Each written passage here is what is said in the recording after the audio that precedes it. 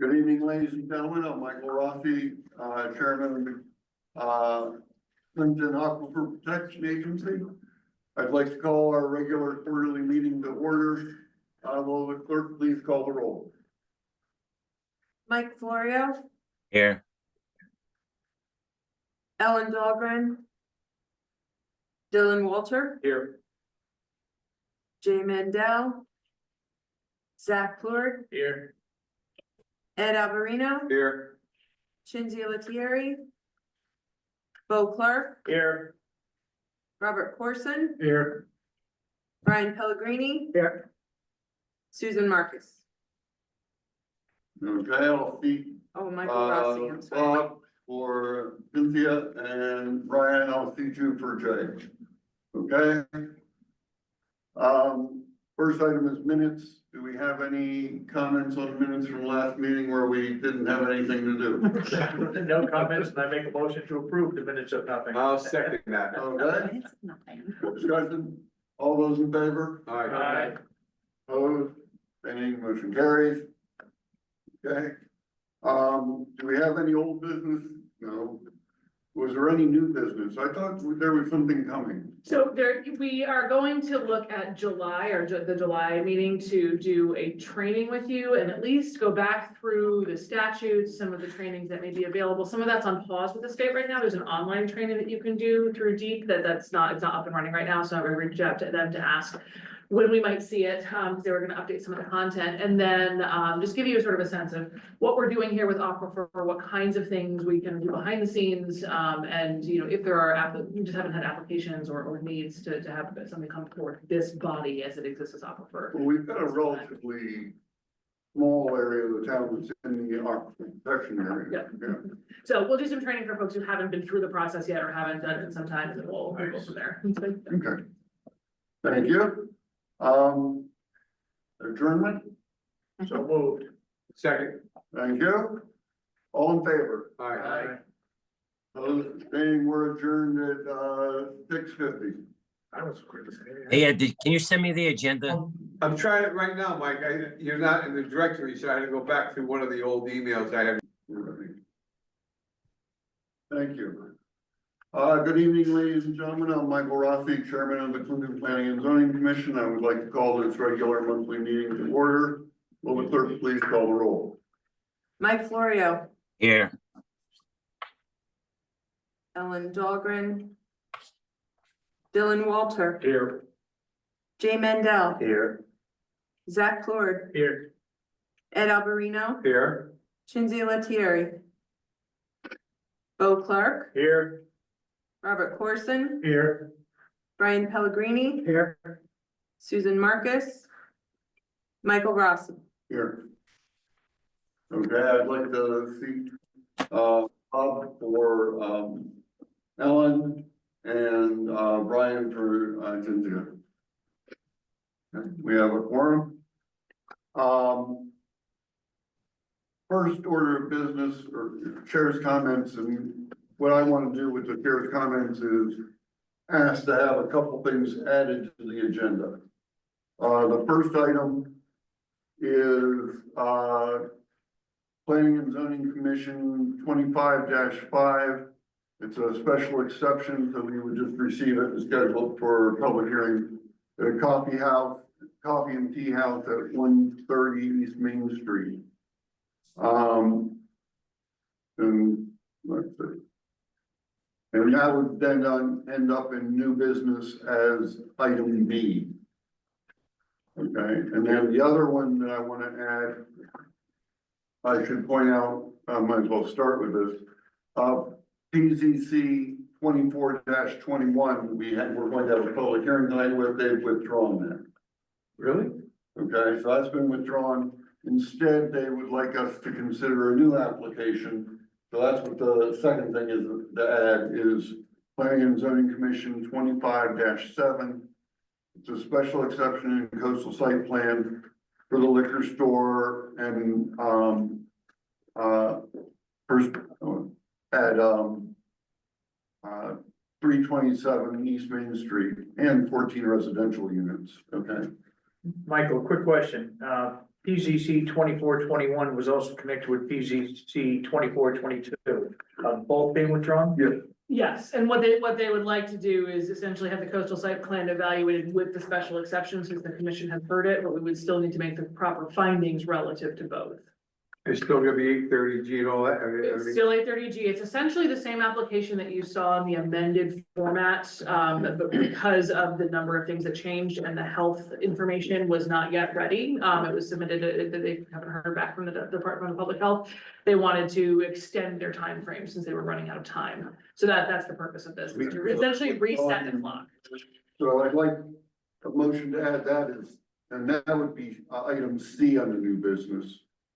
Okay, so it backs Planning and Zoning Commission, 25-6 to, D, and, the preliminary discussion about Davis Farms to, E. Yeah, I can read. Do I have a motion to add those items to the agenda? So moved. Do I have a second? Second. There you go. Okay.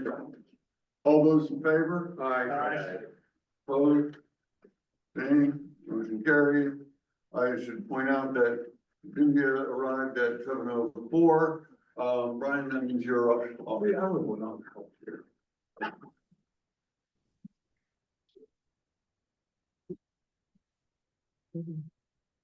Okay.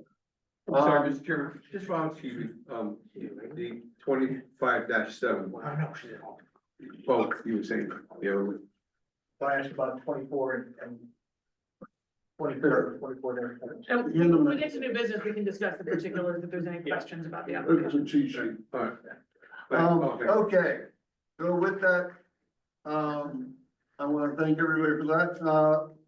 Minutes, review and approval of the March 10th minutes. Are there any comments, questions, concerns? Mr. Chairman, I just like to, in addition,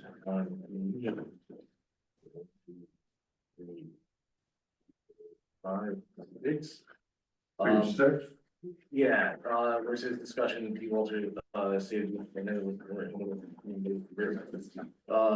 they're gonna take, it wasn't so much that, it was the challenge of the low, assessed values, or the low appraised values that the assessor has, like field cards. Was the, primary part of my argument, that wasn't included in there. Were you able to catch that? Thank you. Yes. Okay. Thank you. Any other, comments on the minute? With that, I'd entertain a motion to, approve the minutes with the note from, Dylan. I approve it.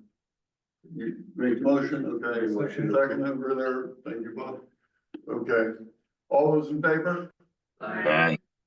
Opposed? Any One abstention, I was not present. Okay, thank you. Get back to my agenda. Okay, public hearing, as I mentioned, PZC 24-21. The special exception for the liquor store and, restaurant and residential units, that's been withdrawn. Okay, so we then have, Planning and Zoning Commission 25-1. You know, just, I need to give you the legal notice of public hearing. The Town of Clinton Planning and Zoning Commission will hold a public hearing on Monday, March 10th, 7 p.m. to consider the following. This is a continuation, obviously. Certainly the right one.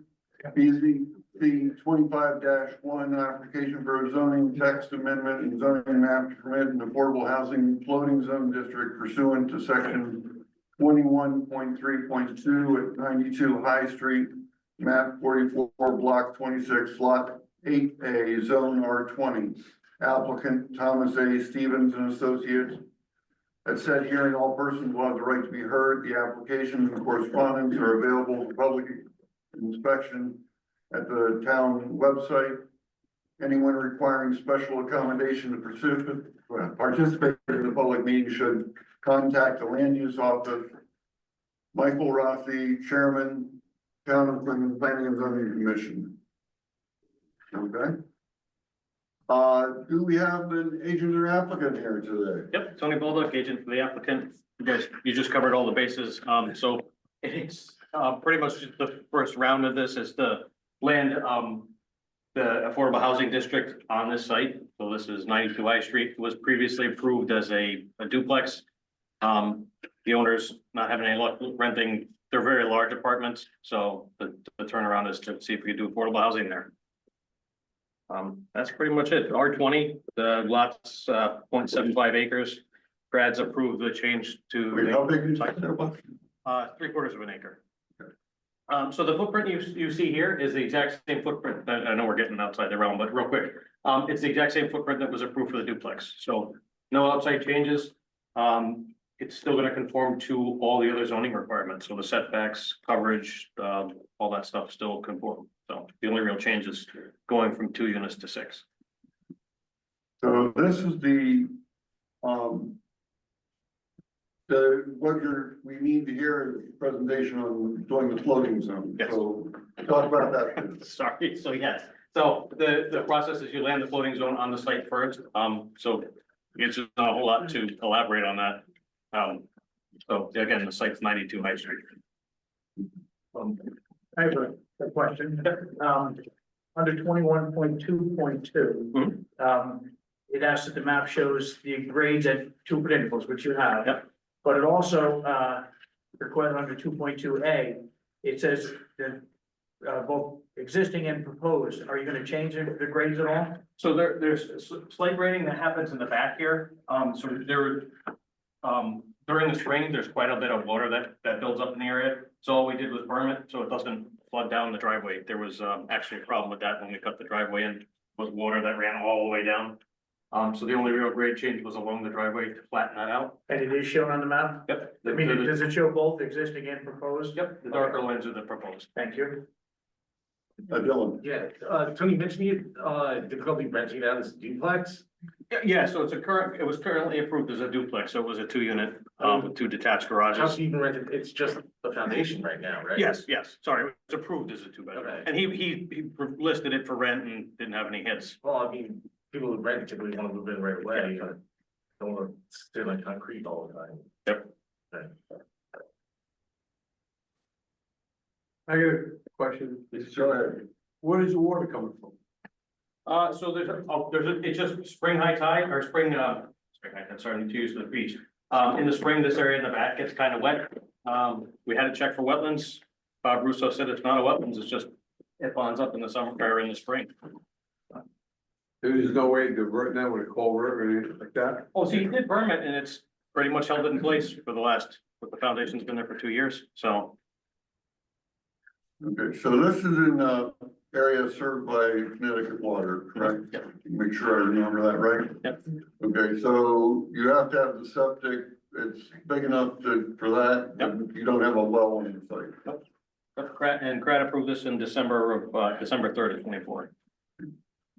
But CRAD approved for a duplex, correct? Or? Oh, no, they approved, we had to have them to make sure this was viable first, so they approved the 6-bedroom or 6 unit.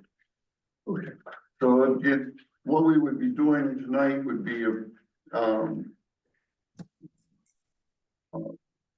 floating zone, where they approve floating zone. I think before we go there's some housekeeping issues also. Right. You know, under 2.21.2.2, number 3, we need to have a map showing the existing land uses and zoning within 500 feet of the area. So that's on there. Okay, but are the names included? There's in the application package, Because we're supposed to have a map that shows this. So we're supposed to have a map, if you Yep. look. Under 2.21.2.2, a map shall be submitted, meeting the requirements for access to a class A2 standard drawn to scale not less than 1 inch to 50 feet. I believe this is 1 inch to 40 feet, so you meet that part. Yep. Covering the area with the proposed change. Said map shall also show all areas within 500 feet, which you do. Of the proposed change for the area and proposed change and shall include the following information. we already went through the existing grades. And you're supposed to show existing structures for everything, for the 500 feet, not just your existing roads and right of ways, major topographical features, and then just go to number 3. Existing land uses and zoning within 500 feet of the area. So it's a housekeeping issue, but you're required to show the lots and show that each lot is zoned, whatever it's zoned. Yep. And number 4, you're required to show the names of all property owners located within the 500, which you have the letters. Yep. But these have to be submitted in map form according to the regulations. There is a map submitted, that's with the adjoiners list. So we usually print out the adjoiners list with the 500-foot radius on it that shows all the properties. Okay, has that been submitted? We have that, because it wasn't in the document show. Yeah. Number 5, you read, and then there's under 212.2B, there's a whole series of things, and again, they're housekeeping issues. You're supposed to have the name of the proposed floating zone. I don't know if I didn't see anything with the name of it. You're supposed to have a statement describing, otherwise identifying eligible locations in which to land the proposed floating zone. Number 3, a statement specifying how the regulations governing the proposed floating zone will relate to zoning regulations in the underlying zone. Number 4, a statement describing the purposes and proposed floating zone of the proposed floating zone. Number 5, a statement of the general requirements, bulk, area, setback, etc., to apply within the proposed floating zone, and a statement of the uses permitted within the proposed floating zone. So again, these are housekeeping issues, but I did not see them in any of the files that were sent to me. So is it not the statement that's submitted with the application? Correct, I said, the purpose was to amend 2132 that has a lot of that information in it to simply add this location under the 2132A, 32B, approved locations in AHD1. So this would be AHD1, another location. Well, we should have a statement stating just that in the file, is my point. Oh. I mean, it's a housekeeping, it's a minor thing. Do we have more time on this application? You do. Again, it's just a minor thing that should be, all our I's should be dotted and our T's should be crossed. I thought that was in the statement of use, but I could be wrong. Yeah, I thought it was part of the application, but you're saying it should be its own separate letter. You could probably combine them into one letter, but hitting all those points. Okay. I don't see any reason why it has to be separate letters, 1 through 6. Okay. But just hit those, like I said, it's under 21.2.2B. And again, I just think the record should show everything as required. Understood. I'm not sure if the rest of the commission agrees with me.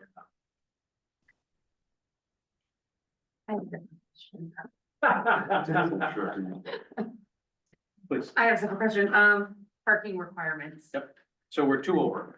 So we have 4 outside the garage. Each has the garages are, so these are apartment above with garage under. There's 2 more spaces. So the requirement 6, we have 8. Okay. Another question, well, it appears we have a little more time on this. Yeah. I see the shape of the building that's proposed right now, but where would the affordable units be? Do you have a plan that shows that? I do. So Thank you.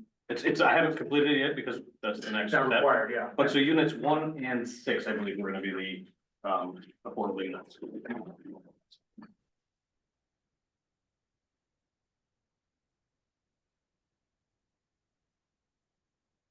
Oh, damn, that's gonna be able to, I turn this, but apparently not.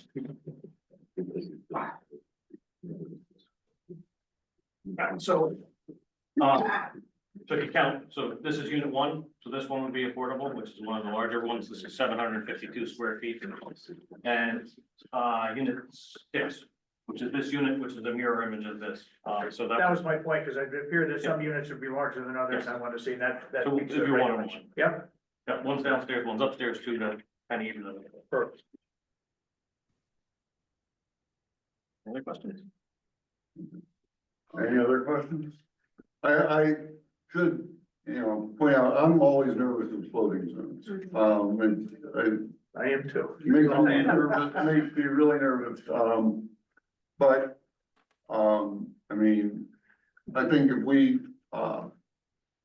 look at the context of this area, it might have some validity, so I'd like to hear, May I ask a question? It's not, Yeah. it's really not I guess it is somewhat relevant, but it's not, you know, you have the right to choose how you want to apply. Why don't you apply for a typical 830J? Because we figured if we came through and said, look, we're not really trying to change anything, like I said, we haven't changed any of the setbacks or anything like that. You guys do have the affordable housing overlay. We figured this was the best approach instead of, I always feel like you show up on 830G and we're like, this is what we're doing.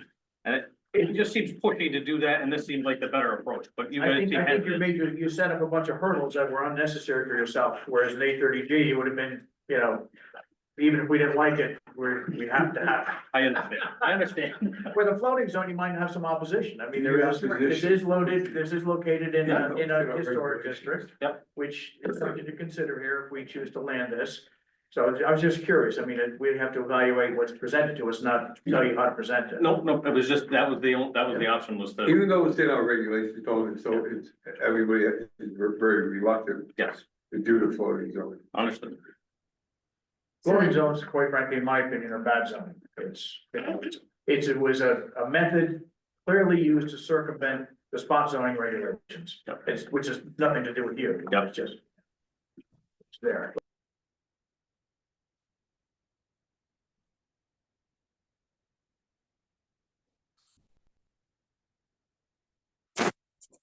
Hello?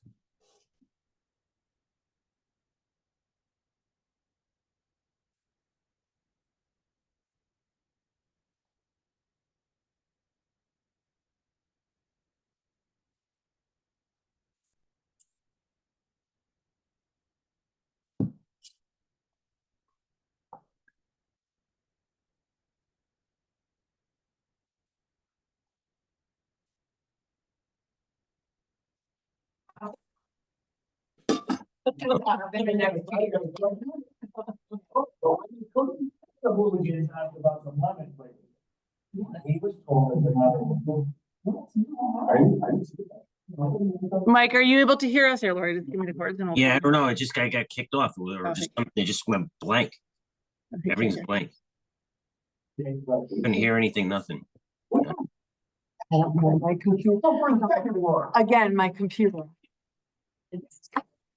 Can I have that cord back, please? I lost the cord.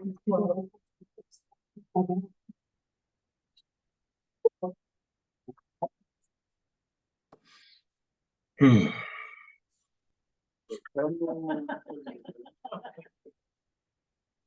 We're recording still? We're getting. I'm just gonna test it. Set up with Abby's computer. From the owl, so it's just. Oh, yeah, all right. You All were right. $60 worth. Okay. All right. Let me just make sure that the volume here, Mike, can you hear us? Yep, I can hear you. Can't hear Mike. You can't hear Mike. I can hear you.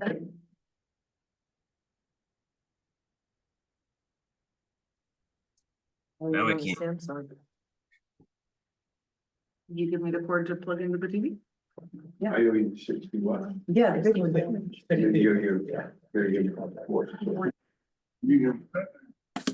80, 90. Yep. Alright, we may need to switch the Wi-Fi, the same sounds not. Here, show you. I already. Oh, sure, yeah. Here. Mike, can you hear us now? Yes. Okay, we're all set. I'm gonna turn volume way up. So I'll return to my question. Okay, well, wait a Hold minute, on. I have to get us Yeah, back. Abby just has to. We get had, on. lost, our Zoom temporarily at 7:19. We're back at 7:22. Oh, I had a question to Abby, if the applicant were to change his application to a strict 8:30 or a typical 8:30 G L, I'll call it, would he lose any time? Because he could land both of those at the same time, correct? Whereas if this method, he has to come back with a site plan? Correct, so it should, so there wouldn't necessarily be a required public hearing. It's a good practice to have a public hearing, but you're not required to have one. You can come in with a site plan that is 830G compliant, that essentially demonstrates zoning compliance as this one does, and evaluate it under 830G, and it would be a question for this commission as to whether or not you would want it received and then discussed at the June meeting, or if you would be willing to have the receipt happen on the same night as the beginning of the evaluation of the site plan at the May meeting. I, for one, would propose that approach if the applicant if that's acceptable to the applicant, because the applicant does have a right to go forward as he has. I don't know if the rest of the commission feels the same way. Well, I, would agree with you, just because like I said, I'm uncomfortable with spot zoning. Yeah. With, floating zones, with however you want. to- Well, we can take that out of our, we got into the regulations, but we always talk about, because it brings up a lot of, conjures up a lot of background. I mean, I think, what you end up with by doing it with the 830G, I think you would end up with a clean application. Understood. Would that with an 830G make more units affordable? No. No. No, it would still be same, the same same, percentage. same. He's looking to land a floating zone, and then that would include an 830G. Okay. So as far as affordability goes, there's no I change. wasn't sure if there's any kind of shift. No. Okay. No, it's just that we don't have to land the zone. Right, And there are issues too with the floating zone, or whether we consider it applicable in this area. So there are hurdles, I'll say, besides the housekeeping issues.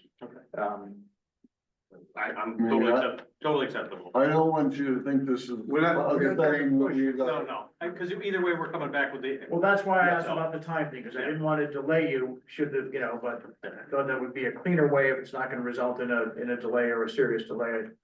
I think the commission feels more comfortable with that approach, if I'm sensing the sentiment. Okay, now, before we go on, I do have to ask if there's anybody from the public who would like to speak on this application. Yeah. I'm hearing none, so, with that, We need to ask the applicant if he'd like to withdraw the application. exactly, I would like to withdraw. you are going to withdraw? Yes, Okay, please. we'll, expect to have, so you'll get us the new one and we can be moving on next month. That sounds good to me. All right, Thank you very guys. much. and Thank you. for your Thank you, consideration. No worries. Have a good night. Thank you. Okay. That gets us to staff reports, both of which are related to applications that have been withdrawn. Completely useless, yes. So that made that easier. New business, we have a, special exception, Eddie, can I get my cheat sheet back? Yeah, sure. Oh, there you go. That's a planning and zoning commission 25-4, special exception to construct an additional 24-unit apartment building pursuant to section 27.1.14 of the Clinton zoning regulations. To plan residential development to include some affordable housing units pursuant to, Connecticut General Statutes 830G and at 5 Liberty Place. Let's see, the applicant is, CL Engineers, and we need to receive this and schedule it for public hearing. Is there an applicant or agent here? They're not here since the intent. I mean, we're just receiving receiving schedule, it anyway, yeah. so, okay. I'd like to make a Motion motion to receive I'd like and to make a schedule motion for to receive. next month? Yeah. What's the date? What day you The want? 12th of May. 12? Okay, I'd like to make a motion to receive PZC 25-4. Want me to read the whole thing? Well, no, and just say and schedule for public hearing. We'll make a schedule for a public hearing on May 12th. May 12th. I'll second that motion. Thank you. Any discussion? All those in favor? Aye. Okay, opposed? Abstaining, motion carries. Okay, the next one is Planning and Zoning Commission, 25-5, this is the one we added. Special exception for coffee tea house pursuant to section 27.2.31. This is at 130 East Main Street. The applicant, which is in the village district. The applicant is Heather Wright. And again, we need to receive, this and schedule for public hearing. Is there an agent or applicant for this? No. Same scenario. Same thing. Yeah. Okay. To that effect, Mhm. scheduled for public hearing on May the 12th. Okay. Do I have a second? 1 second. Okay. Any discussion? All in favor? Aye. Aye. You'll be busy in May. Okay. Next one is planning and zoning, 25-7, the special exception in site plan, coastal site plan. Permit a liquor store pursuant to section 27.2.6. An associated site plan to permit retail in 14 residential units pursuant to Connecticut General Statutes 830G at 327 East Main Street. This is, again, the one that was withdrawn today, coming back. Okay. Yes, So do we have a motion to receive and, schedule? I'll make a motion to receive PZC 25-7 and scheduled for May the 12th. Okay? Second. Second over there? And then just for discussion point, one of the things that the applicant asked was whether or not the town fees for this could be waived, since it's a reapplication of something that's already been started. That's a commission call. I think it's about $350 worth of application fees. We cannot waive state fees, so the deep fees stay no matter what. Those are $60, but the rest of the fees for this coastal site plan and special exception review, that was a request. What is the town incur cost on them? Staff time. Staff time and legal Like notices. 5 times. this thing has been changed. Yeah, a lot of times. I would be opposed to waiving those fees for the simple reason that they've changed this application multiple times, which required staff to review it multiple times, and I don't think we should waive it. You know, the fees are meant to cover costs to some degree. And in this case, there's been extensive work done by the staff, and not at their fault. So I would be opposed to waiving that fee. Okay? What's other people think? So did this come has this come at a cost to our? Well, our salaries Yeah. cover the time to Yeah. review, and there's been Yeah. substantial review on They the did a project. lot of work. Okay. Those two did a lot of Yeah. work. No, I'm just saying, those two did a lot of work. Okay, so can I have a motion to deny the request to waive the fee? I'll make a motion to deny. I'll second. Mike Florio seconded. Okay? Thank you. All those in favor? Aye. Opposed?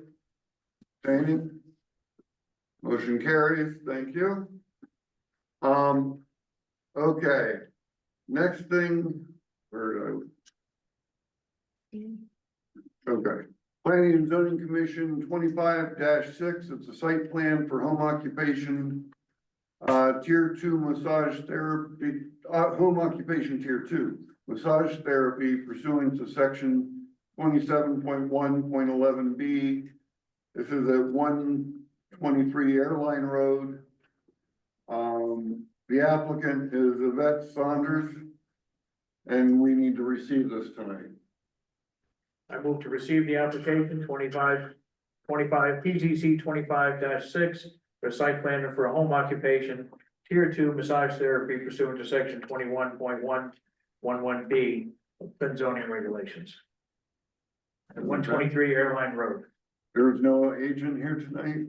Nope, same thing. It's receive and then move to the site plan review on the 12th. Okay, so you haven't, okay, thank you.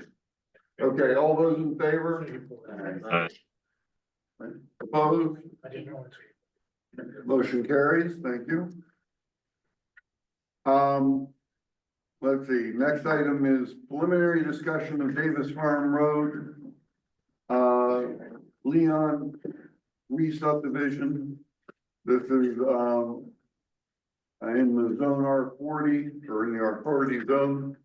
And our applicant is Jeff, Sissel. Did I get that right? Yeah, it's pretty close. Pretty close. Okay, can you introduce yourself and Sure. start the discussion? My name is Jeffrey Sissel. I'm a professional engineer and also a board certified forensic engineer, board certified by the National Academy. Forensic engineers is why you haven't seen me for the last 25 years here. So, excuse me. First off, I'd like to thank Abby and the commissioner, and as well as Kathy for giving us an opportunity to be here tonight. Both Abby and Kathy provided quite a bit of information and some guidance on what had happened and progress from 2020 until now. Excuse me. As well as a lot of the concerns of the neighbors. And since this is kind of an unusual parcel and situation, and they're, I just wanted to be here to be able to try and shed some light on the historical part of that, because I used to be the town engineer back in the day. And matter of fact, I have some old documents here that Jerry was also here tonight. His last name is pronounced Leone. I think that's right. I've only known him for 35, 40 years. You think I know that by now, but anyway, Jerry had asked me to step in to help find a solution to, dealing with this last parcel of land. That's at the end of Davis Farm Road. And there's some historical as well as, business entity information perhaps was not well known at the time, and I'd like to help clear that up. So, and I was reluctant in 2020 to do this. I was doing plenty of other things.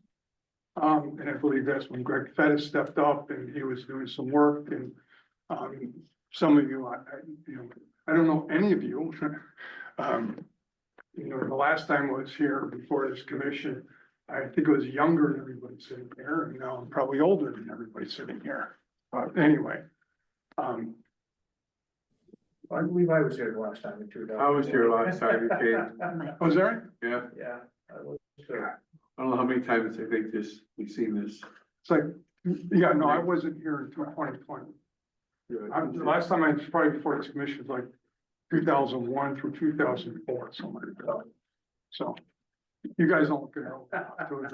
I was here in 2000. I'll give you a win. I was not here. You might still be in high school. Well, you say you've worked to get some solutions to the issue. Yes. Let's get to that. Okay, good. So, Jerry's here as well to provide some background. I provided some information, and I'm gonna leave some other information. I think I might have forwarded that to you via email today. Because what I'm gonna do to be expeditious is read from a lot of my bullet points here, and try to address some of the things that came about. Some of the history of this. So there's some of the parties here. Leone Enterprises was a separate entity than F&M Associates. Jerry was a part of that, but he was not a sole member of that. And then F&M Associates, which ended up taking on this parcel down here.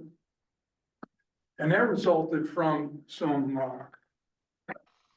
going back into a history lesson here, where there was a subdivision, Bird Hill Associates, which was not on this map, but it's off the map, up along Cow Hill Road, and it had some parcels.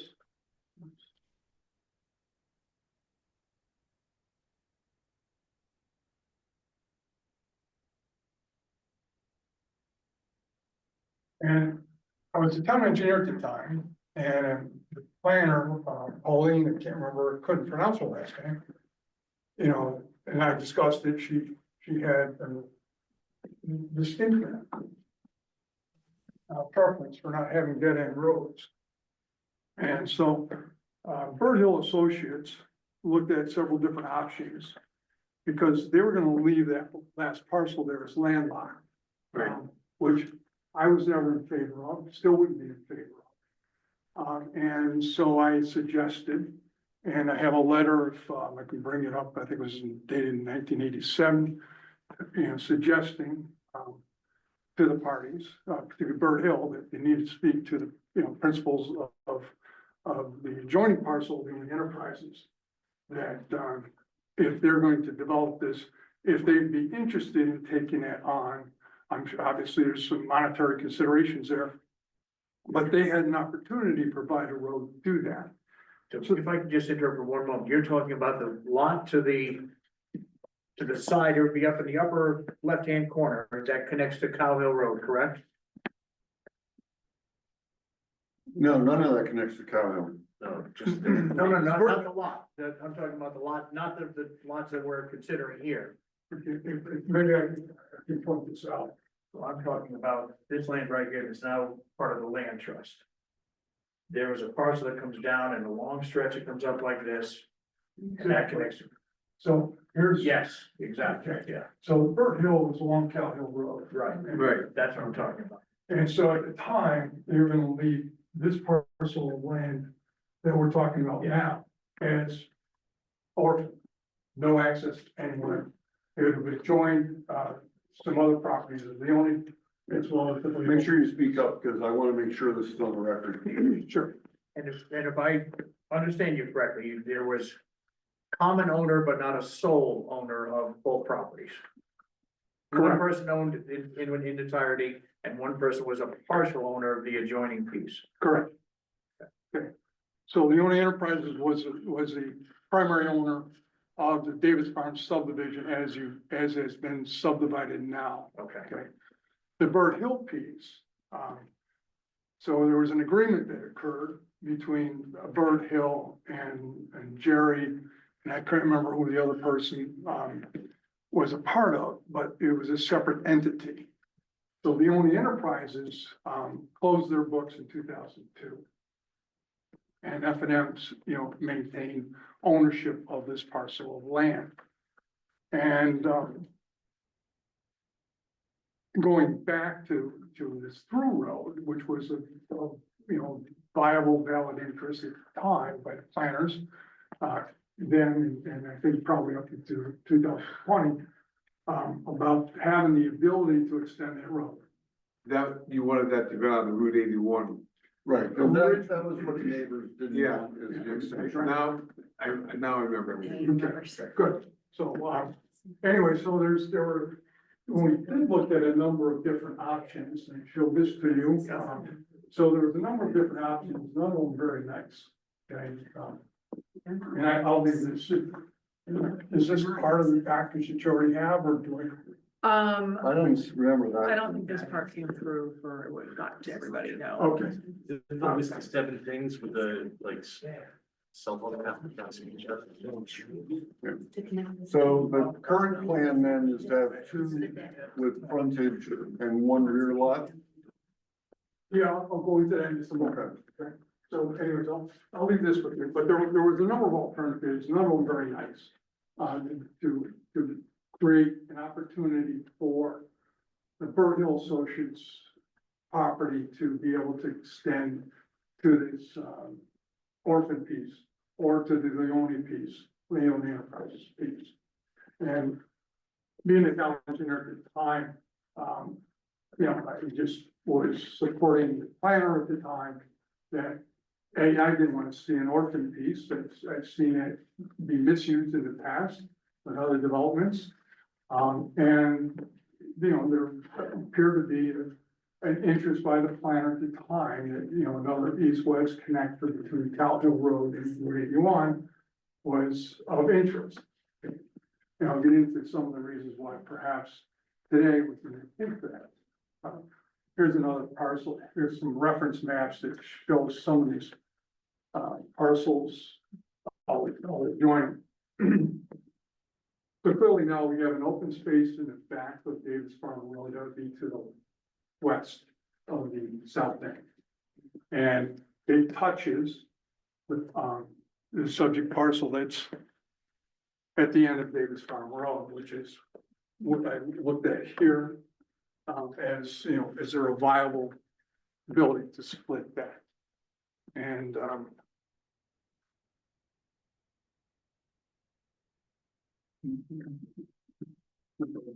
so that might be another piece that I don't know if we have or not.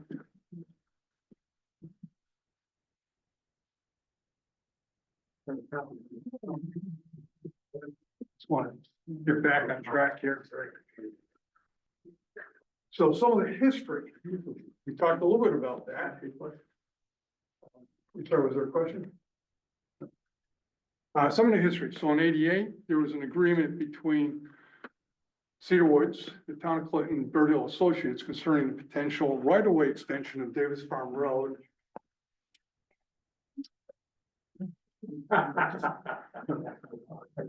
Silence. He's still waiting for you at the restaurant. Oh, by the way, Brian, you are allowed to participate in this because. Yeah, we can want. try. So 1988, so I was still a town engineer back then, and there was this desire of bringing, being able to extend Davis Farm Road onto Route 81. The lands just east is now Plateau Ridge, I believe. Equestrian Center. Turn that so it's north-south. Oh, he's asking you to. No, I'm- Oh, There you There. I thought it was you. No, I'm not upside down. So this is Plateau Ridge here, and if we were to show a aerial view of that, you'll find that if you extend this road, you go right into their barn. So it's clearly developed now. Back then, I think it was mostly pasture. I think they might have kept buffalo, bison or something to that effect back then. So there still was a viable potential. All right. And it would, you know, that certainly would have prevented a landlocked parcel. So the intent was, as a matter of fact, it was drawn and shown in the last Cedar Woods subdivision plan. This is the right of way extension. I cut that off for reasons I'll get into later, but that extended all the way to that parcel. Okay.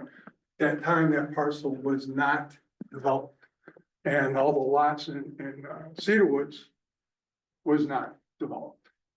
Where's Cedar Woods on the map here? Where would it be? Let's see, do we have a?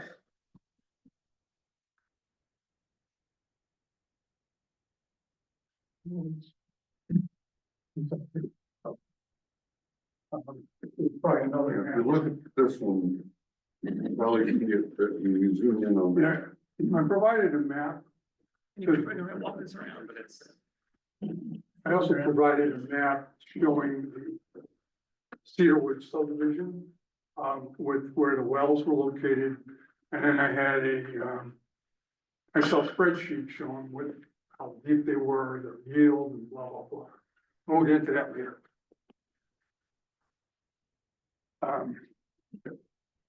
So given the understanding of what the town wanted and the planners and which seemed to be the preference of the commission, there was an agreement that was made because I wasn't gonna be in favor of leaving landlocked parcel, and I was a town engineer. So that agreement, and I suggested that, I think in 1987, that Bird Hill speak with the other principals of the Leone Enterprises and find a way and solve this issue. So that when they come in, they'll have something that makes sense. And that's what developed. And so Bird Hill had continuing interest and encumbrance on that parcel of land. That has since expired.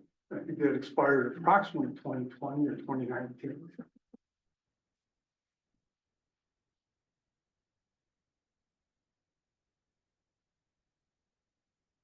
I have a letter from dated 1994.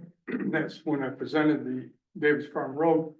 And he referred to subdivision regs 5.43 and 5.44 requiring a right-of-way extension to the boundary of any abutting land where a road may be extended in the future in a constructed roadway, temporary current, we rejected within 10 feet of that boundary.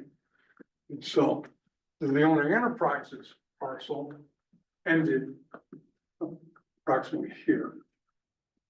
And I believe down to here. So that would have been Leona Enterprises, and this parcel here was part of F&M Associates, where Burt Hill had an encumbrance and interest in that parcel. So we were able to stop it. We got the cul-de-sac now, ends right at that location, and there was the ability, and it touched this remaining parcel, which also included this right of way, projected right. But that was stopped, for the record, to be clear, because that was the extent of the 2,000 linear foot limit that's in our subdivision regulations. I think a waiver was granted for that. Not as far as I know. I know, 'cause that was. I don't know, but I know that That was part of it. that cul-de-sac is at the 2,000 linear foot limit from Cow Hill Road. You know, I'd have to, I did. Okay. I don't remember, I wasn't here in 2020 to look at that. You know, and I don't know what is the total distance, does it include all the blanks, or does it include the length? That includes if you go from the center line of Cow Hill Road to the center line of that cul-de-sac, so you go up and you take a right, Okay, that's 2,000 feet, and that's why that cul-de-sac exists where it exists. okay. There might have been another, just, yeah, to satisfy that right. Again, we're, you know, providing access to that parcel. Well, let me stop you there, if I could, with a question. When I look at the map that was presented by, Greg Fennis, 2020. It doesn't show that parcel connecting to the cul-de-sac. It shows that that is connected to the land owned by that lot to the upper right in your picture. That comes down. It follows down. If you look right here, here's their lot line. Comes up, comes down, comes along the right of way, takes a sharp turn, and comes right here. So there is no frontage. Their lot was on, this red line was in this. That's a projected. If you look at here, look at the monuments. It comes down to this monument right here, over to this monument right here, down to this monument right here. And that's where it stops. So there's no frontage. And I think, Well, you're looking at the road, not necessarily the front. well, I'm looking at the cul-de-sac ending here. Yeah, but This remember parcel the, does not your front, extend across there. right. That I can tell you. Okay. But it shows it on this map that it does. That's my question. I don't know if this is what I did. This is what Fennis Then it's including that as part of that parcel, because you put, because then you would have land on their parcel. Again, That's why I was curious. That's why. You gotta remember, the road is not the lot. No, I know that, but if you look at. I think the monument, road, you know, it goes from a monument here, to a monument here, to a monument here, to here, and then over to here, which would prevent this lot line from touching that. the road had to have extended beyond the pavement, at least 10 or 15 feet. And I don't know what the exact connection is there. It's what was required back in the day, because we also had to have, there was a drainage outlet there, which is basically a surface drainage into the cul-de-sac. Yeah, the measurement of the 2,000 feet was the center of that cul-de-sac, so there's your Okay. 15 or 20 feet. But then again, you know, the lot line itself, or the right of way for Davis Farm Road currently extends where you were showing me. And that right of way, who's that right of way dedicated to? Well, this is the right of way of Davis Farm Road, which goes down to those two monuments here. Yeah, Okay, it comes back up, and then, this is, and actually this is, follows the red line. The cul-de-sac itself is. I see that, yeah, I see that. This part here is part of the F&M piece that also, Right. who at the time had. So my question is, if, unless this map is an error, which it may be, but it shows it here, so my question is, if there's a right of way, who is that right of way granted to? Just because there's a right of way doesn't mean that Bob could go take advantage of that right of way.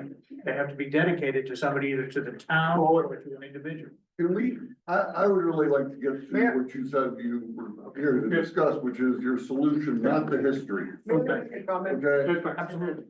Okay, I'd like to look at what you're referring to. I'm more familiar with the regulations of 30 years ago than I am with So my curiosity came, if you look at this view, but the lot, this lot here has a monument, monument. Oh, we can't do this because it's not being picked up, Okay, yeah, okay? We need to have stuff that's being picked up by the tape, and this is not being picked up. Okay, I'm just to try to address that question that the commissioner had, is I believe you're referring to this end piece right away that it would have extended to the Claddall, Equestrian Center. And so this area right here is still part of the F&M piece. The town right of way currently exists down to this monument and across yes, here. that's my question, is that right away, is that right away dedicated to the town, was my question. Yes. From Okay. Davis Farm Road down to that point here. That was my question, thank you. so. Sorry, was not clear about Yeah, that. so the solution, I'm gonna cut to the chase here. It looks like your solution would be to ask us to allow the road to be extended so that you end up with frontage for 2 lots and close off the road by giving the end of it a rear lot that's open space so that it can't go through. Is that a Essentially, simple so- solution of what you're proposing? So the, there's a frontage lot that would have, frontage on the right of way, Right, and there's a rear lot. And okay. coming So off you'd have there. one with frontage and a rear lot and then the And open there's this space. access strip to the open space in the back here, which actually makes for the 3rd lot. And so, hopefully, as I understand the regs, that's a 3-lot subdivision because the open space is a lot. It does have a fee strip there and, everything else. I know I can make the geometry of this work, but I didn't want to rework it again because I found a couple of mistakes that were done earlier. And Well, the reason I'm asking what I'm asking is I know what the concern of the neighbors was and what really derailed it before. So if you're blocking further extension of that road by deeding it to open space, that would probably satisfy the neighbors. I mean, the question becomes, are we extending the road or just extending the right of way? Because we can't extend the road, as Bo has pointed out. But the right of way is a different issue. And I need to go back and think about that because I'm not real sure myself. I mean, other people may know, but I need to look at that to be sure that that's something we can do.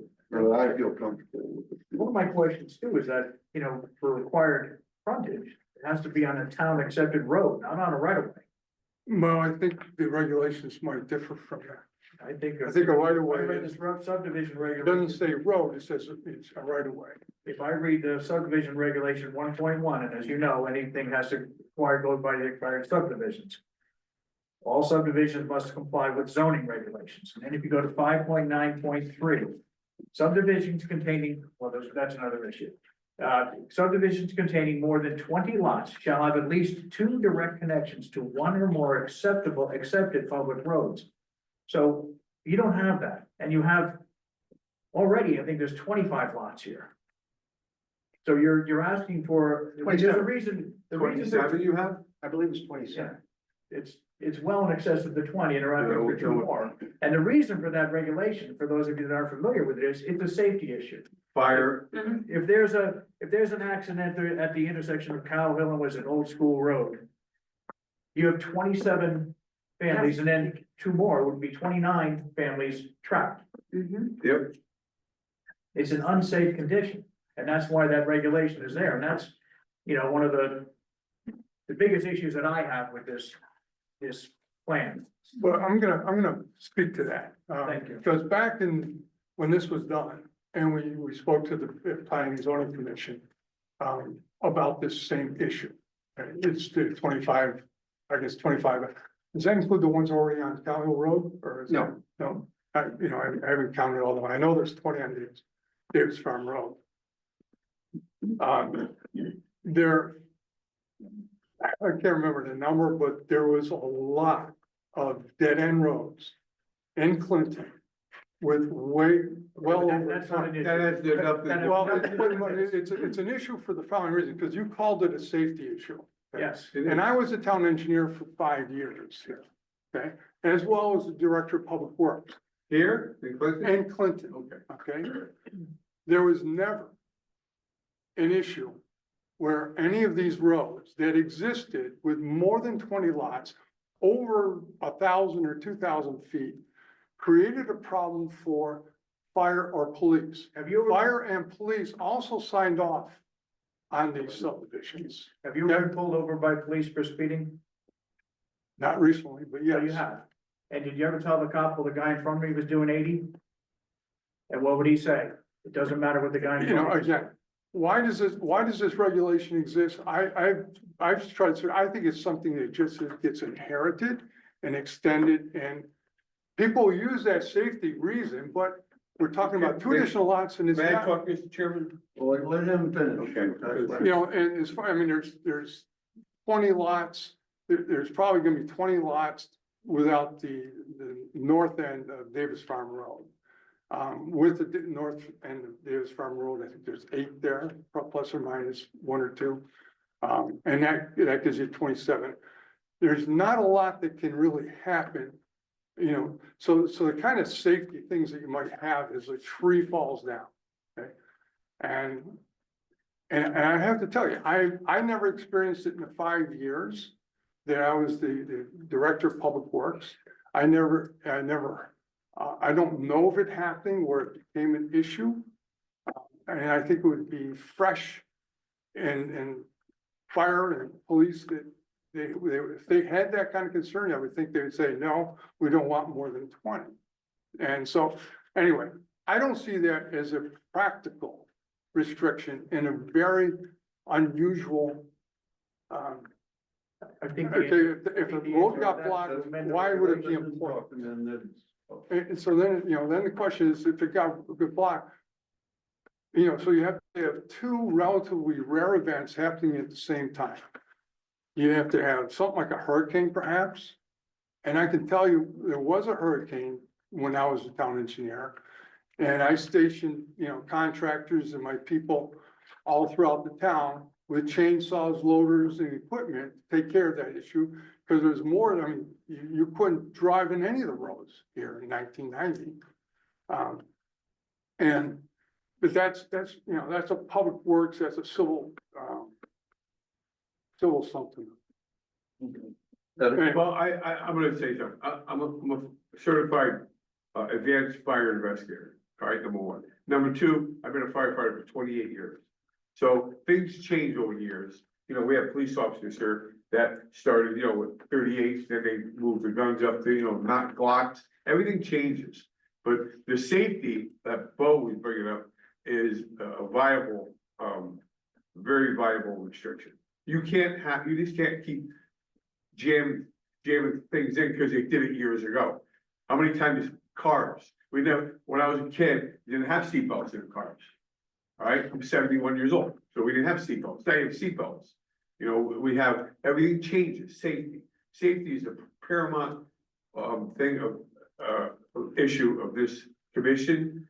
And when you just keep jamming things in there, and you can't have multiple events. Cause we've been on calls, we have to call mutual aid. We have firefighters on this board, you know, we have to call mutual aid because we can't, you know, stop the fire. You know, Devil's Hop Yard will burn for 2 weeks, so I mean, things change, so you can't go by the past. We have to go by the future, and if you learn anything, you learn by mistakes from the past. So that 20 lot went up to 25, now you went up to 27, now you want to go up to 29. I mean, when is it end? And then that whole road was, the whole thing that was, keeping that viable, you know, you want to keep it viable, was to have a road go down to Route 81. Am I right? That was the intention of the. Yeah, that was the intention, but it's not, it's wrong. And the dead end streets are wrong because you could have multiple things going on. A lot of people have natural gas, a lot of people have propane. You know, we closed down the road for 3 days draining the tank, you know, with propane. We had to evacuate the neighborhood. So, that was in my lifetime in this town, so things happen. So what are you gonna do? How do people get help? You know, if you have all these houses and one of them has a bad gas leak, how you gonna get down the road? You know, you have to be upwind, downwind, there's a lot of things today, you know, before we never had SCBA. Can I make a procedural comment, just to sort of maybe get it? So the purpose of this conversation, it's a preliminary, non-binding conversation for the prospective applicants to present the ideas to the commission. And part of the reason for this is because if this were to come forward, there's a set of subdivision regulations and a set of zoning compliance elements that have to be met in order to proceed with the application. And there are specific waivers to those that would need to be discussed in order for that application. So the commission still has the ability to grant waivers under subdivision regulations where we don't pursuant to case law under zoning. And so part of this is, you know, if there are particular provisions of waiver relative to, so you can't do zoning standards, so you can't say you don't have enough frontage, or the lots aren't the right size, or those particular pieces. But things like the number of lots at the end of the cul-de-sac, or some of the, well reports and water testing, and some of the standards that are in the subdivision regulations could be waived if the commission were amenable. And I think the purpose of this conversation was to determine what is the commission's initial position on entertaining those kinds of waivers in order to enable an application that meets zoning requirements and most of the subdivision regulation requirements with these particular waivers in place if the commission chooses to grant them. You're not being asked to grant waivers tonight. That would be part of the application process if it comes forward. But this is an opportunity if they're going to design something to bring to you, that they can make it the best application it can be. So that's where we're at now. You know, I'll tell you where I stand on this. Or at least one of my big concerns is that I know the neighbors don't want a road going all the way to 81. If we don't do something with these orphan parcels, I think it's more likely that somebody's going to come in from the other side and come up to here and meet it. So we will end up with a road from 81. Well, Okay, so, and that would give you the 2 egress, but that would be exactly what the neighbors didn't want. Okay, now that doesn't mean we should do this, that just, you know, it is a concern that I think is a real concern. As far as the idea of waivers, that is something each of us would have to look at and make a decision about whether, you know, how we feel about it. I know that the initial one did get waivers to be able to have the extra lots. Okay, the initial Davis Farm application. So waivers were given, that's why it's got more lots than it should. I actually thought it was longer than 2,000 feet, because I thought I got a waiver for that also, but I couldn't. appears to be right measured with Google. Yeah. Appear to be, you know. But anyway, so that's what we need to, that's why I kept trying to get us to what your solution was. May I comment? Yeah, Back then, the regulation was 1,000 feet. 1,000 feet, okay, so that's why I thought there was a 1,000 waiver feet on and 20 lots. And right now it's 2,031 feet. So it's it's exceeding the regulation at the moment. What I would like to address is I'm here looking for some guidance, because this property was just put on the back shelf for years, and it was nothing was ever done with it.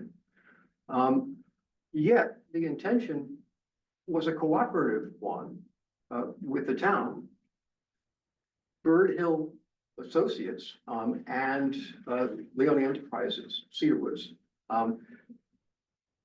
And F&M acquired this little hunk of land. Bird Hill was very happy. because they weren't getting it, they were not gonna get a subdivision approval from planning and zoning. If that parcel was not taken care of in some way.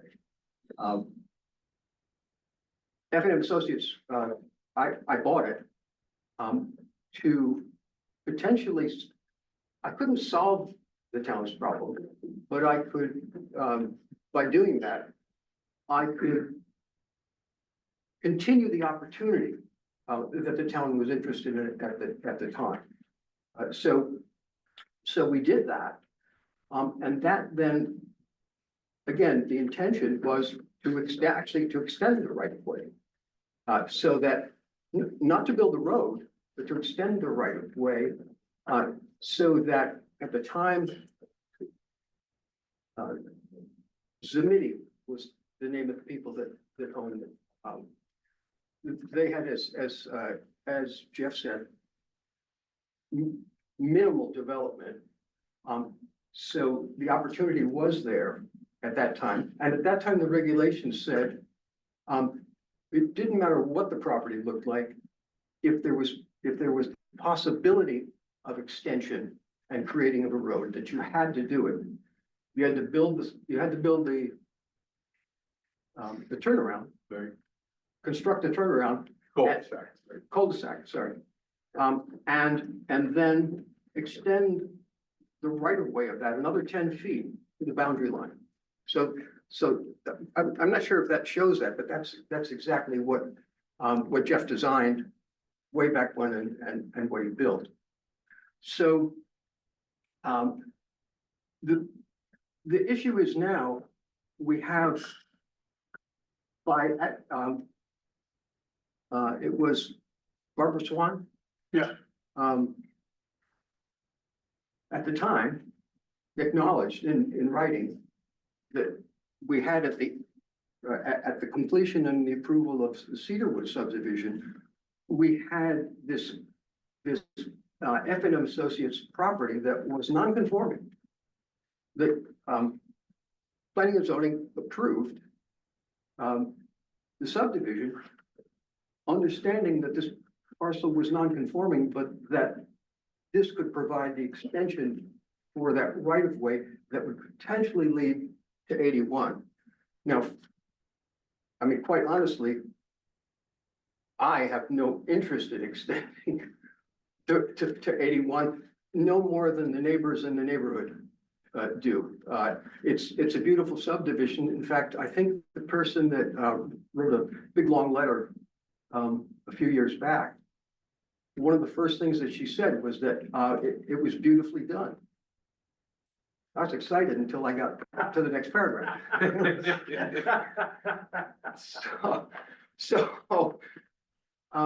And actually, as I was reading through the other paragraphs, frankly, I was looking at, well, this isn't for me to answer. This is for planning and zoning to answer that paragraph and that paragraph. So it seemed like there were 10 paragraphs or so, and that maybe 2 of them dealt with something that we needed to speak to. So again, I think I'm talking too much. No, yeah. What I'm really here for is some guidance in, we have a viable piece of property that was unfortunately back then accepted. It's still considered non-conforming. And we have the opportunity, I think, to correct that non-conformity. But essentially it was kind of like a pretty tame little development, 2 houses on it, on, what is it, 6 acres or something like 4 or 5, isn't it? 2.72? No, No, it's I'm Yeah, pretty sure yeah. it's more, you got 40,000 and another The acre. total is 6. And then another 40, so on, for 80. So, but again, Jeff has certainly done all the work on the technical side, you know, the locations, viability, and that. And to actually extend the roadway would be, I mean, frankly, a disaster in terms of the ecological issues that you might look at. And we can't build another turnaround. It's an impossibility to build another temporary turn or whatever, whatever you would call it. And there's no reason to. If we can find, in the regulations or by waiver or variance, I'm not sure what the language is, to just extend the right of way, but that's it. Did you talk to? The neighbors will feel same way I do. I would like to keep that development just the way it is, with the pear trees and everything. Mr. Chairman, can I ask a question? Did he speak to the neighbors about adding 2 houses? Not since the The last 2020. time? Yeah. The So letter that was sent, if I don't remember the exact language, but the person said, something to the effect of, I was in favor of this until I started looking at the circumstances.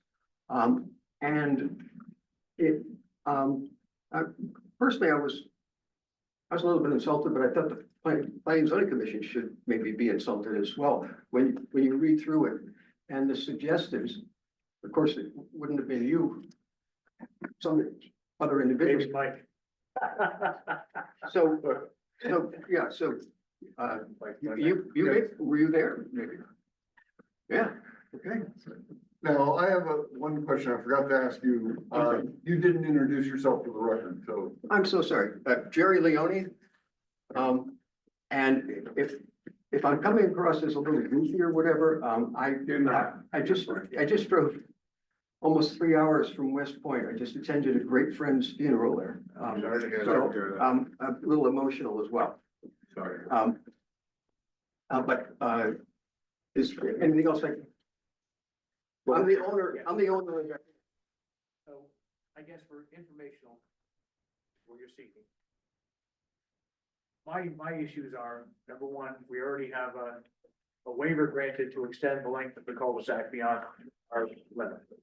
We have a waiver granted to allow more houses. We're already at 27. We have, at some point, it's supposed to be on an accepted road, which we don't have. So that's another concern that, could be addressed. But we have these, and then to top it off, with, not saying that I would, be in agreement to extending other additional waivers, because we've got waivers on top of waivers. It doesn't seem like an adequate way to proceed, but then we're looking at not 1 house, but 2. So in my opinion, on in the grand scheme of things, could I be convinced that having 1 house at the end of that cul-de-sac ended to that? That would be more acceptable to me. I'm not saying that I would be an acceptance of it, because there are far other considerations. But certainly, I think 2, we already have waiver on top of waiver. We're going to more waivers. 25, 27, 28, if you. Yeah. Well, Yeah, put 2 and you're not 29. gonna be able to go to 28 with what they're showing, because they've got they're basically blocking off the right of way. You understand that? Yeah. But, and I'm saying that I would strongly, consider the waiver. Okay, I would not just rule them out of hand. Okay. I wouldn't rule them out of hand either, but I think a strong consideration for me would be if it was changed to 1 house as opposed to 2. I think we're continuously pushing. And I think something has to be addressed for the road. Because as you said, the subdivision regulations, we can grant a waiver there, but the zoning regs don't allow us to have a house that doesn't have any frontage. And we don't have frontage. So again, those are considerations. If you're looking for comments, those are my comments. I'm not sure if the rest of the committee. And I'd like to hear from anybody else who feels they have some. Thank you. Shouldn't just be, blowing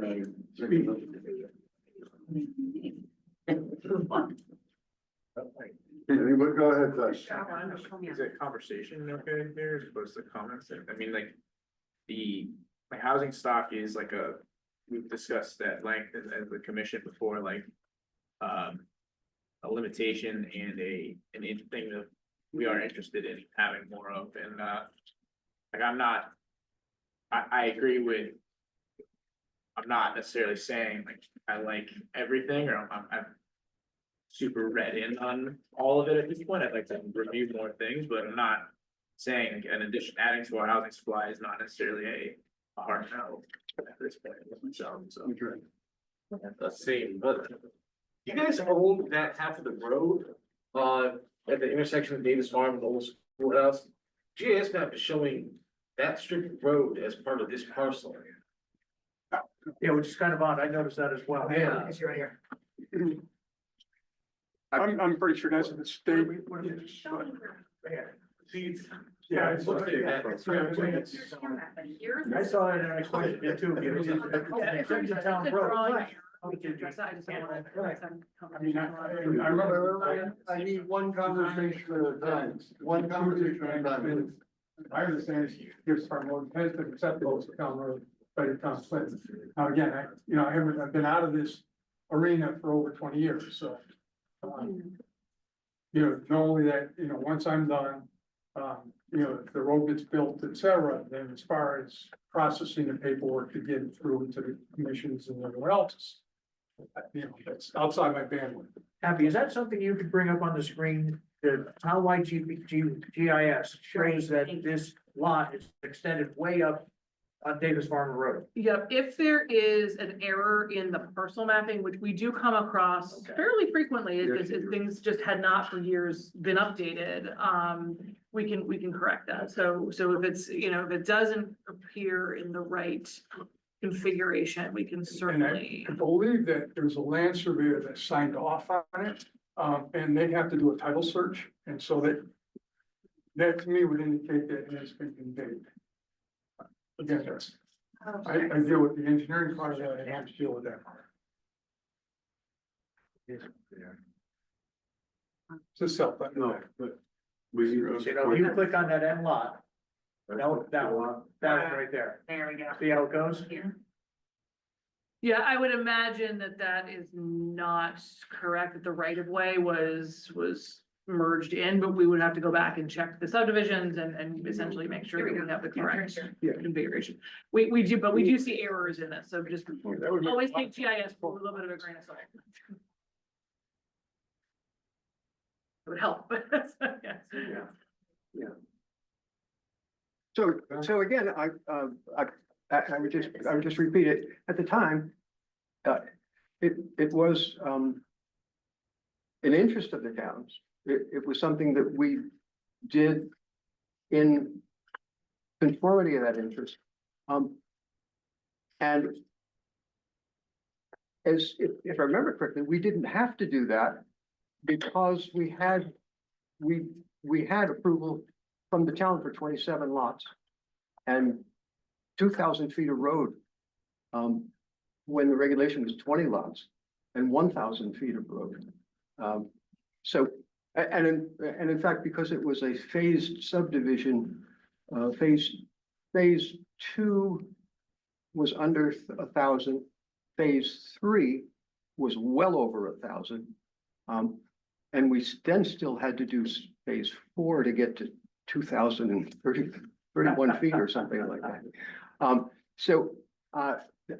Again, I think my perspective, obviously colored by, my interests, is that at the time we did something in concert with the town, and so we're just hoping that we can address the nonconformity,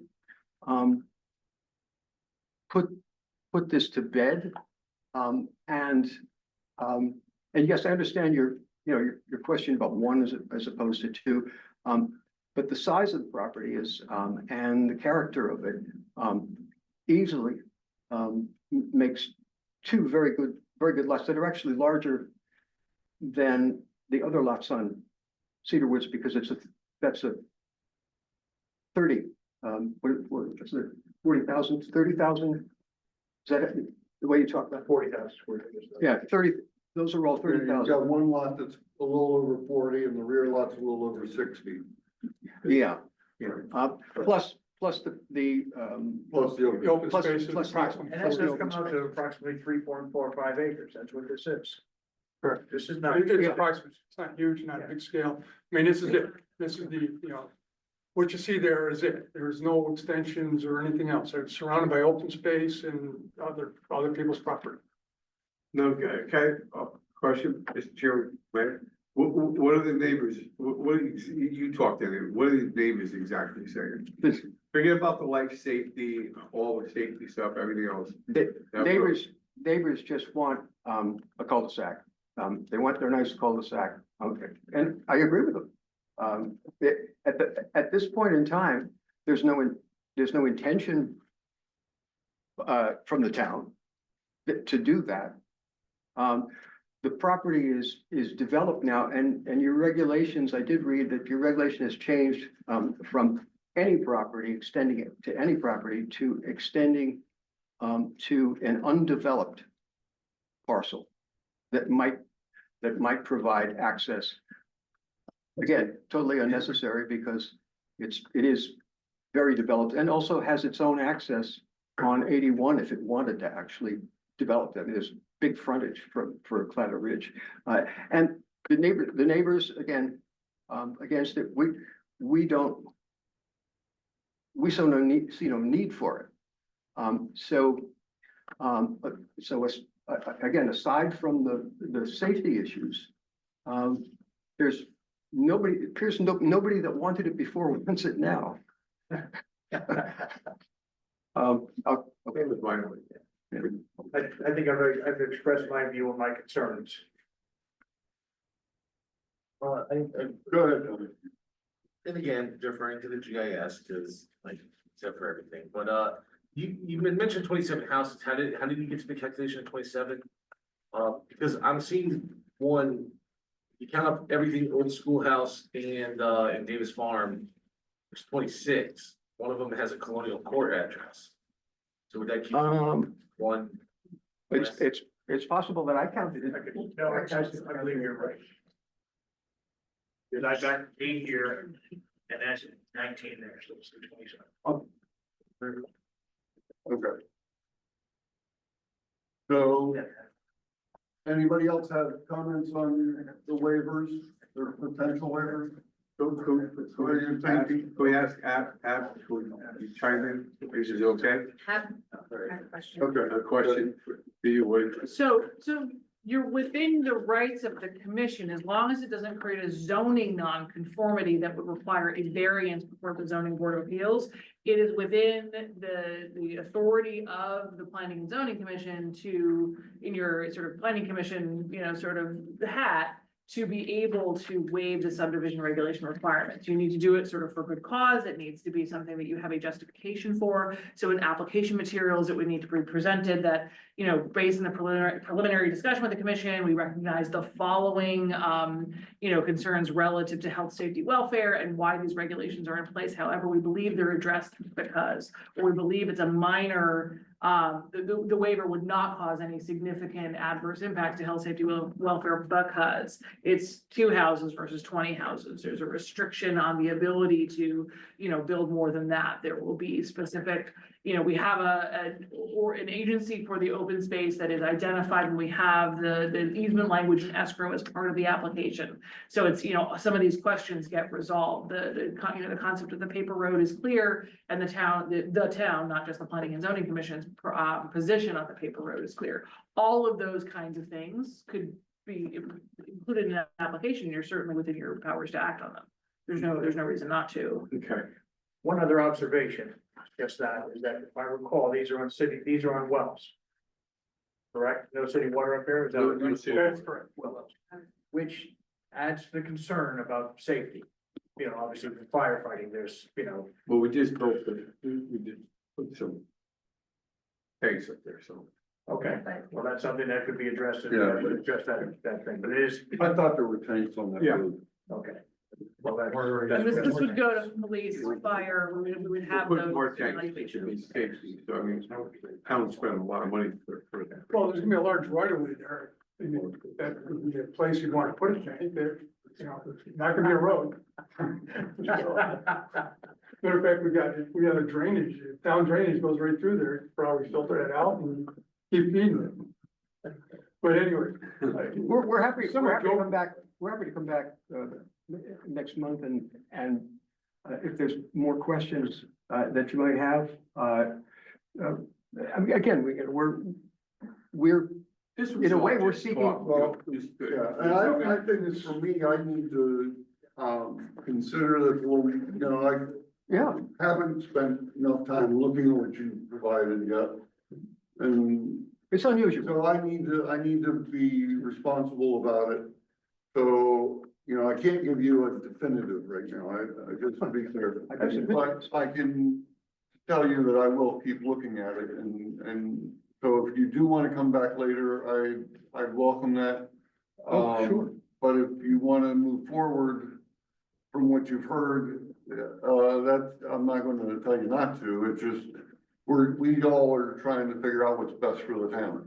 That's all we're doing. I'd just like to leave it with you to sleep on. Yeah, Okay. yeah. Yeah, and, you know, and some of the, just a couple quick, you know, summarizations is that, you know, we have this non-conforming lot, should have been conforming, had that right-of-way extension been able to be consummated, okay? Now that encumbrance has expired, that can be affected, okay? So then the right-of-way can be extended.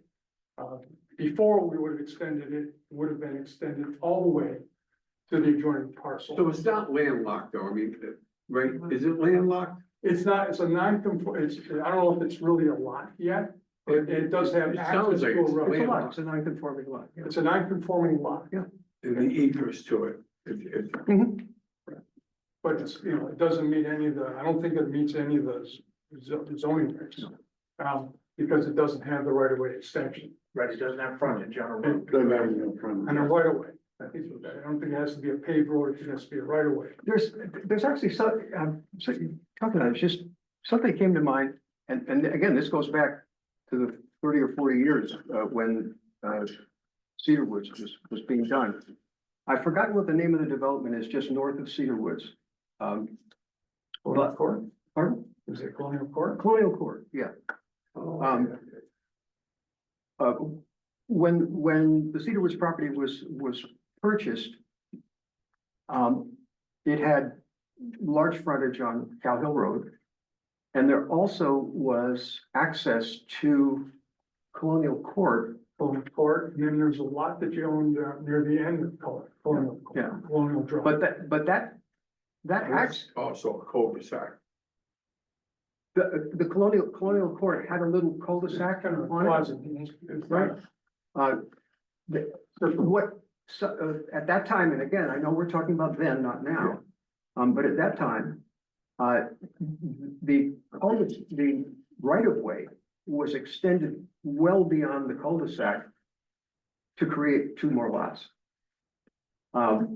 So I guess when I saw that, I thought, well, it's been at least done once before. And the aesthetics ain't bad either up there. So that was just kind of an interesting, maybe it has value, maybe not. The other quick observation is that the lots that were proposed, you know, other than 25, 6, 7, or 8 lots coming from Cow Hill Road. You know, it does meet the intent of SR 5.3.1, which is, you know, to make the best use of the natural terrain, retain and preserve natural features, including large isolated trees, desirable woods, and other vegetations. You know, that's a desire. Matter of fact, you know, I've always been an advocate of having combined driveways wherever you can, because I think having multiple driveways side by side, tearing up I almost said the word, but a lot of terrain, needlessly, okay, including utilities that might have to serve both. I think it's ridiculous. You know, why tear up 50 feet wide of terrain when 25 will do? And so, you know, that is something that is intended to be presented. Both parcels would come off of one driveway. It may be a slightly wider at the front, but it's to avoid, you know, excessive grading and filling. Is this gonna be underground utilities? I believe it is now. I think it has to be. Yeah, they got it underground. Okay. last thing I wanted Can to I ask a quick question? Mhm. Is this being considered as a separate subdivision or is it part of the original Davis Farm subdivision? I think it's been presented as a re-subdivision, is the way that it was discussed. Right. The reason I'm asking is, you know, there's only like 3 rear lots in the entire subdivision. So adding 2 more rear lots would not exceed the number of rear lots the subdivision. Oh, lot. yes, yeah, sure. If it was part of the full package, if you were looking at it that way. So, you know, and that's something also to consider, is that they, you know, a common driveway with a, 2 rear lots coming off of it might actually satisfy the subdivision regulation. And what about the responsibility of the driveway? I'm just throwing that out there, because I know there's some problems, some houses. If I may? Yeah. I built my house, that's what I wanted, combined drive, I wanted access to the neighbor's lot. I've been there for 30+ years, no issues. Matter of fact, we don't even meet in 30 years, I haven't had to have it once. But there are times when it's very beneficial, because he wants to pave his driveway, he wants to service his driveway, he parks in line. And so, are we the exception? I would think no. But if we had 2 fee strips, there's the ability to have their own. So if it got to the point where they're locking horns, they could do that. I would hate to see it, because I prefer to see the trees standing and less terrain disturbed. That's just how, that's why I got out of doing this kind of. Or with the application, the proper easements are drafted and held, and before the Mylars could be filed, they would also be recorded on land records with the addition of the conservation restriction for the open space. So there's ways to address it in terms of neighbor. Remember, we just had that big to do, the two neighbors fighting and. Yeah, it can be built Crazy. into the land Absolutely approvals crazy. themselves as to how it will be Right. managed. That's certainly that- an option. So. I just think you might want to consider that also as just, find out if we can consider it that way. It's just another option that I was thinking about. Well, I'd be happy to sit for, Abby beforehand and just show that as the best. Yeah, I guess, I mean, she was very instrumental in this, coming up with this, solution. How do we prevent this road from going all the way through so the neighbors feel okay? One last question I do have, I want to bring up is the well. Your regulation in the way it's stated, I don't know where it came from, but it's very open-ended. It came after Davis Farm, Cedar Woods 4 was done. So this is 2 additional lots. I did a survey of all of the well drilling, well completion reports for all of the lots in the area. And I believe I provided that, and it may be in your packet of materials. All of the adjoining lots have greater than 10 gallons per minute wells. You only need 1.5 gallons for work. I've done a lot of hydrogeology, mostly surface. I've done some work with bedrock stuff, and one crazy experience that I had in the Chester Assisted Living Center, off of 148, I think it is. And I can't remember how many units, there were quite a few, because we had a large scale DEP type septic system, over 5,000 gallons, yada, yada, yada. So they had to take up a lot of real estate, made it work. We also needed to have at least 2 wells. One well being enough to sustain the entire development, and then should that go away, we had to have another one. So the first well we drilled, 20 gallons a minute. Great, should be easy, right? We do another one like 50, 75 feet away, because we have, not a ton of area to put these wells. We get like 2. We do another one, we got maybe 3. These things are all within 100 feet of each other. So at this point, the owners, started saying, I don't know where to pick, right? So somehow we came across this old gentleman, and he had this backpack on, about the size of twice the size of a carry-on suitcase. And it had two rods or two arms that came out with a couple of dividing rods apparently. And he had some kind of monitor that came over the head and he was looking at it. And apparently it's measuring magnetometer type stuff. I don't know. We're going back almost 40 years, 35, 40 years. And he walked around this property. I remember at the time it was $500 to have him show up. And he put several flags, 3 flags in the ground. Here, here, and here. Now, one of them is only 10 feet away from one of the other wells. That was only a 3 gallon per bag. I kid you not, the first well we drilled was like 10 gallons. So that was almost enough. Did another one and got it like 15 gallons per bag. And this is, so we have 5 wells in less than 100 square feet, 200 square feet radius. There are 200 square feet of land. And you got all these different measurements. Did one affect the other? No. And I've done I've done a lot of large DEP systems. And we would do pump studies and we'd measure. And that's no longer to do, I don't know how you actually facilitate your regulation. Where do you stop? All right, so if you do one well study, the way it's normally done, you drill one well and you put another one somewhere within 50 feet of it, you pump it down and see if it has an effect. If it doesn't have an effect, there's no correlation. You move on. That's the standard. You know, Jeff, there's something that, I looked at the things that you sent to the commission.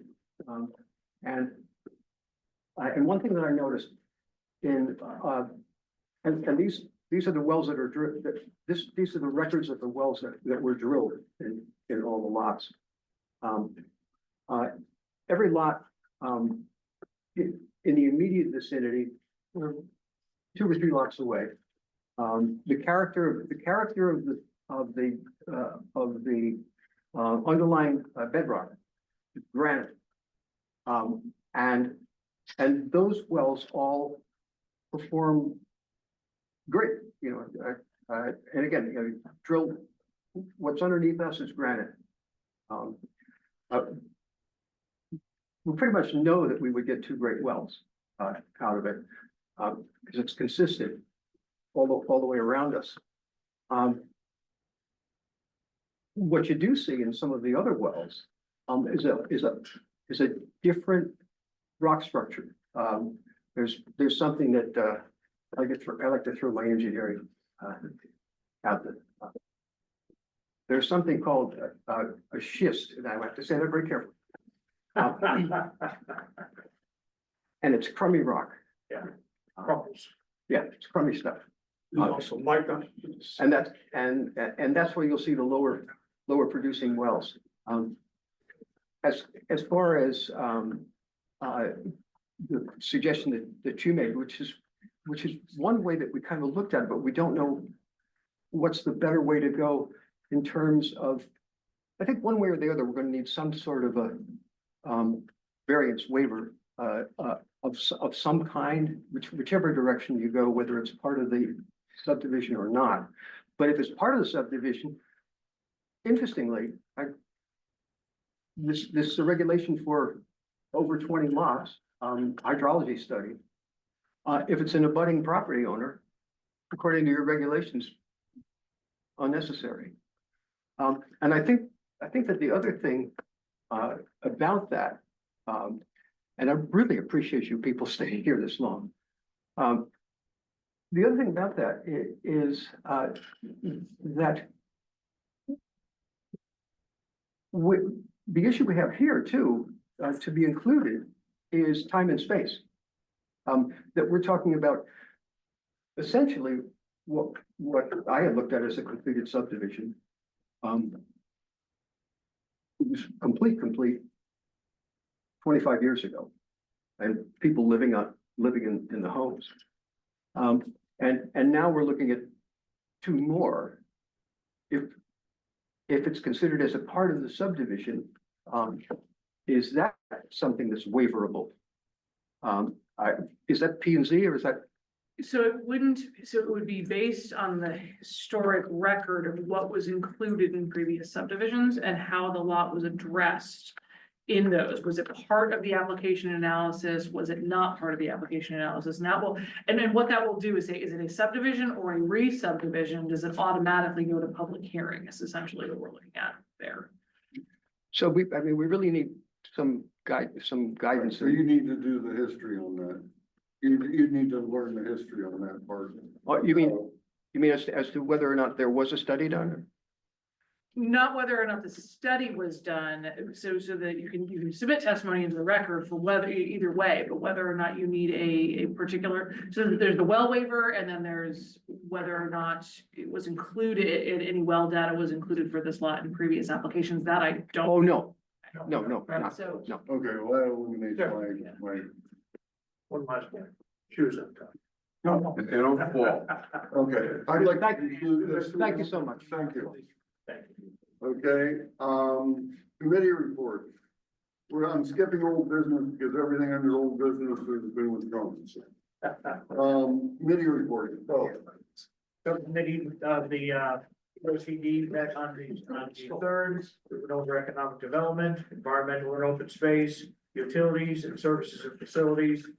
Went through quite a bit of material that night, but I believe we're making good progress. The workshop is tomorrow, and hopefully some members can join us here to be and help inform the public about this, but I think we're making good progress along with on the POCD groundwork on all that, because the main work part of this is when it comes down to discussing what we're gonna have when the entire commission hears and sees what's presented by the people that are presenting, that are preparing this for us. That's when we really get down to the nitty gritty as to time consuming parts. Not that this wasn't. Well, no, but it'll be good to hear the people tomorrow. Absolutely, yeah. I have a question, the format for it. So stuff like, feedback on what we've gotten from our surveys, are we gonna be sharing that with the public? I think they're still they're finalizing the presentation slides. What they're gonna do, they're gonna try to keep it, so the format of the whole thing is going to be an initial presentation, which we will record and have available online for anybody who can't be at the meeting. And then there will be sort of a series of stations of boards. So we talked about kind of what topics would be grouped together, and the committee gave some feedback on those at a previous meeting. So each board will have sort of 3 topic areas that are related to each other and a chance to comment. There'll also be thematic maps throughout the room where folks can kind of reference and point back and say, okay, we're talking about resources. We'll go and we'll take a look at this. So I don't think they're gonna give a incredibly in-depth, here's how many responses, it would, occurred what people mentioned downtown or wastewater or coastal resources or whatever it is. I think what we'll see is the trends that we're hearing, folks, are there are some themes relative to downtown, to manufacturing and industry support, to economic development, to marina and tourism, those kinds of needs. And so the boards are being structured to try to draw out those themes and help people start to make connections. So when we say, hey, we're asking you for some feedback on, what your priorities are for connected places, or, what kinds of business development should we be thinking about supporting? We're trying to get folks to think in those bigger themes as part of the presentation and the boards so that they can help make those connections, and we can use them to then structure how the plan will look that reflects the public vision. And that's one of the things that kept on coming up in our meeting the other night, is that these main issues, if you will, that have been coming up in the public feedback and also in our discussions, they're all interrelated. So it's something that we really have to keep in mind when we go forward with it. And the housing theme that it seems to be touching on every single one of the aspects is really Right. profound. It really is, it's really. The lack of housing Tied to economic has development. definitely come up. Everything. Right, correct. What if people come up Why with, people. asking questions about Unilever, what do you say? Ask questions about. Unilever, the product. Oh, essentially, there's zoning groundwork has been done, if there's a master plan in effect. Yeah. The town right now can't compel development at a certain Right. pace. But here, here's the kind of things that have been enabled. The sports concept is still enabled Yeah. with supportive retail, apartments in the Art Deco side of the building, Yeah. and then townhomes around the rest of the area. That's what's reflected in the current approved documents that have to then come back for actual site approval before the Thank you. commission. One last thing I'd like to bring up, that should have run under old business, is that when I looked at the applications over the ground coverage sheet, it still lists pools. And we changed that. So it's changed. Yeah, but I mean, it's still what's on the worksheet. Okay, thank you. Thank you. Okay, can I have a motion to adjourn? So Motion to. All in favor? Aye. We're adjourned at 8:48. Thank you. I have. Yeah.